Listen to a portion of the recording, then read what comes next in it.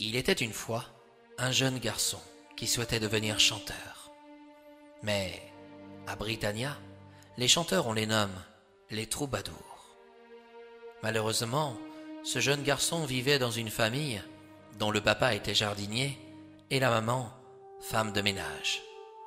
Il avait aussi 2 petites sœurs qui empruntaient le même chemin que leur maman. Un beau jour, lors de ses 10 ans, dans la ville de Guirekia, on organisa un concours de chant. Tout le monde pouvait y participer, y compris les enfants. Ce jeune garçon, qui s'appelait Louis, sauta sur l'occasion. Son père s'y opposa.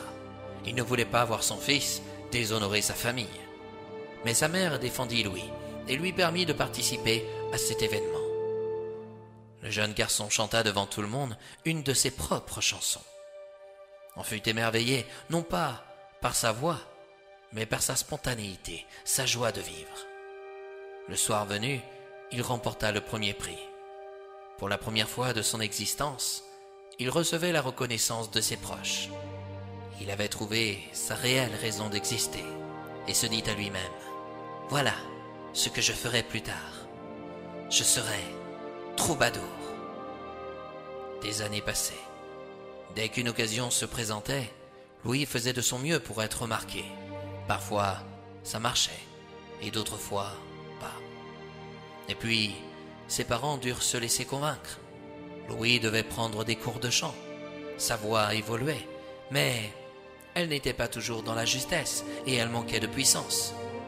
Sa mère essaya de dissuader Louis de ses ambitions personnelles, en lui déclarant « Nous t'avons toujours soutenu, Louis, mais aujourd'hui, tu dois remettre tes pieds à Britannia et oublier tes rêves.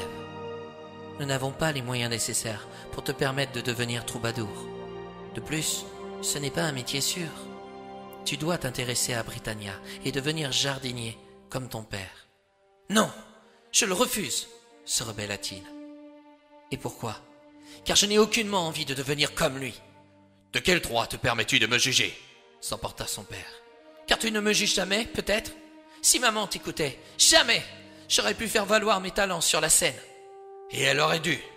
Tes ambitions te perdront, et je n'ai aucune envie de t'accompagner dans tes délires. » À partir de ce jour, Louis claqua la porte de sa chambre. Durant des journées entières, il n'adressa pas la moindre parole à ses proches. À l'école, il avait l'impression de perdre son temps.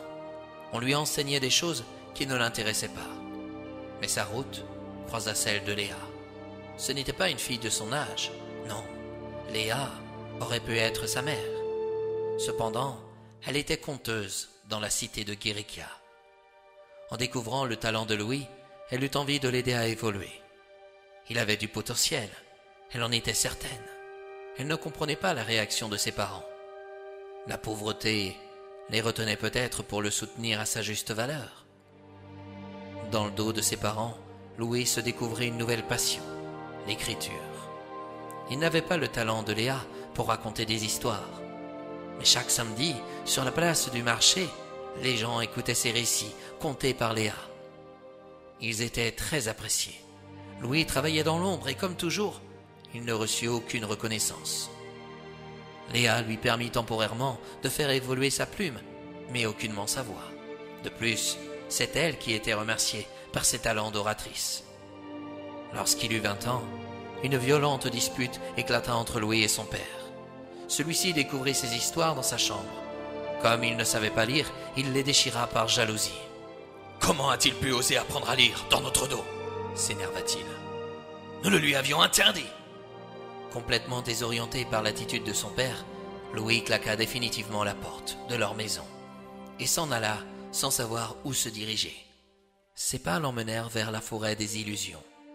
En pénétrant à l'intérieur, il croisa le chemin de l'enchanteur Britanor.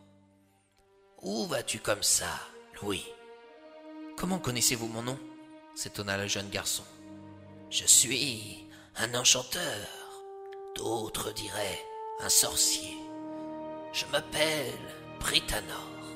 Je suis comme toi, en quelque sorte. »« Comme moi ?»« Oui, tu as cette capacité d'ensorceler les gens avec tes mots ou ta voix, n'est-ce pas ?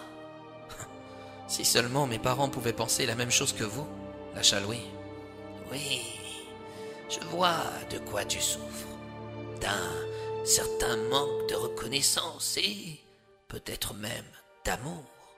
Tu te demandes pourquoi ils ne te soutiennent pas à ta juste valeur. En effet, vous avez raison.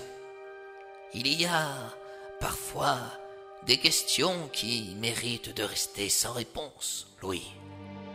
La vérité pourrait avoir un effet dévastateur sur ce que tu produis et transmets à tous ces gens que tu ne connais pas, mais qui apprécient grandement ce que tu dégages. J'ai beau avoir 20 ans, j'ai l'impression de passer à côté de ma vie. Je suis sans arrêt angoissé. Parfois, je n'arrive pas à dormir la nuit. Une fois, quand j'étais petit, mon père m'a mis dehors, en pyjama, quand il était à table avec des amis. Tu sais, tu n'as nul besoin de me raconter ta vie. Ton esprit, pour moi, est comme un livre ouvert. Mais je peux t'aider à aller mieux et te prendre sous mon aile temporairement. Vraiment? Bien sûr. Tu n'imagines pas l'avenir qui t'attend. Et moi, je savais à l'avance que j'allais être un des outils indispensables te permettant d'atteindre tes objectifs. À quel prix? La véritable question que tu dois te poser est celle-ci.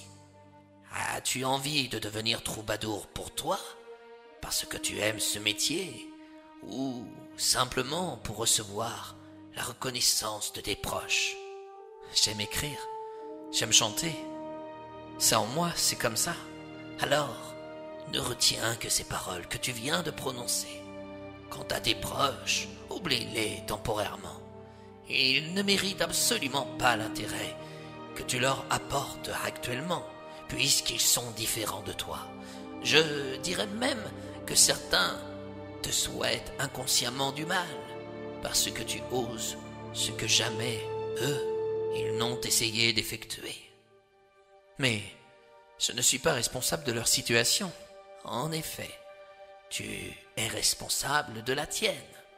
Ne les laisse pas te cacher les opportunités qui vont venir jusqu'à toi. Vis ta vie. Et le jour où ils se décideront à revenir vers toi, accepte-les, parce que dans notre religion à Britannia, nous avons le devoir d'honorer nos parents. Mais surtout, ne les laisse pas envahir tout ce que tu auras construit. Fais ce que tu dois faire vis-à-vis d'eux par respect, mais oublie tout le reste. Des années plus tard, Louis devint le troubadour qu'il espérait devenir. Grâce à Britanor, il put faire des tournées dans tous les royaumes de Britannia et apprit à effectuer quelques tours de magie. Un beau jour, sa route croisa celle de Chimène, la princesse d'un petit royaume dans la forêt des charmes. Chimène était une fée qui s'était laissée ensorceler par la voix du jeune homme. Quand leurs yeux se croisèrent, le coup de foudre eut lieu. Louis ne pouvait pas se permettre de chanter juste pour un royaume au nom de l'amour. Chimène accepta sa situation et décida de le suivre dans toutes ses tournées, par le biais de portails magiques. En revenant à Guérékia, la ville où il était né, il ne croisa pas les regards de ses parents avant son spectacle. Mais en arrivant sur scène, il les vit au premier rang. Grâce à l'enchanteur, il lut dans leur esprit sans qu'ils puissent s'en apercevoir. Ils étaient venus par fierté et non par amour. Ils voulaient se mettre en avant. Louis chanta et ne s'occupa pas de leur présence. Mais à la fin de son concert, il entendit son père s'emporter sur ses gardes du corps. « C'est quand même un monde! J'ai tout de même le droit d'aller voir mon propre fils !» hurla-t-il. « Je suis enchanté de savoir que je le suis toujours, » intervint Louis. « Comment as-tu pu penser ne plus l'être ?» rétorqua sa mère. « Nous étions morts d'inquiétude, nous te croyions mort. » « Cesse tes balivernes, maman. J'ai appris à lire dans l'esprit des gens grâce à l'enchanteur Britanor. Je sais très bien pourquoi vous êtes venus ce soir. Si je vous avais écouté autrefois, je ne serais pas devenu celui que je suis aujourd'hui. Et je ne peux satisfaire votre demande de revenir près de vous, puisque je suis devenu un troubadour. Cependant, je reste votre fils, alors par respect, vis-à-vis de vous, j'effectuerai mon devoir de fils. Mais ne me demandez pas l'impossible, car aujourd'hui, j'ai ma vie et vous, la vôtre. » Sans aucun autre mot, Louis tourna le dos à ses parents et retourna dans sa loge. Sentant son angoisse, Chimène arriva par le biais d'un portail magique pour le soutenir. Il la remercia de sa sollicitude. « Je sais que ce n'est pas le moment idéal pour t'annoncer cela, lâcha-t-elle. « Quoi donc? Demain, tu vas avoir 30 ans, non? » « En effet, j'aurais préféré t'offrir ce présent pour ton anniversaire, mais, mon amour, tu vas devenir papa. »« Je vais devenir papa? » ?»« Oui. » Louis laissa éclater sa joie et prit sa femme dans ses bras pour l'embrasser tendrement. Celle-ci, inquiète, lui rétorqua. « Il y a un problème, mon chéri. »« Lequel ? » ?»« Je suis une princesse, et dans mon royaume, à l'instant où la princesse tombe enceinte, il faut à tout prix qu'elle se marie, et je connais malheureusement ton point de vue sur le mariage. J'ai toujours été contre, parce que c'est compliqué avec ma famille. Ce soir, je l'ai revu, et j'ai réussi à mettre les choses au clair. J'accepte de t'épouser, mais je doute que ce soit une bonne idée de les inviter. Par respect, nous l'inviterons, et ça sera à elle de prendre sa décision. » Louis adhéra aux volontés de Chimène, mais ne voulait pas voir la journée de son mariage devenir la plus triste de sa vie. Finalement, il n'eut pas le plaisir de voir ses parents quand il se maria. Il se contenta de sourire à Chimène et d'écouter cette réplique que l'enchanteur Britannor lui avait déclarée quelques années plus tôt. « Il y a, parfois, des questions qui méritent de rester sans réponse, Louis. La vérité pourrait avoir un effet dévastateur sur ce que tu produis et transmets à tous ces gens qui te soutiennent de près ou de loin. » Et c'est ainsi, mes chers amis, que l'histoire de ce jeune homme se termine. Jamais il n'obtint l'amour de ses proches ou leur fierté, mais il alla au bout de ses rêves, connut l'amour dans les bras d'une princesse et fit en sorte, jusqu'à la fin de ses jours, de ne pas ressembler aux démons de son passé.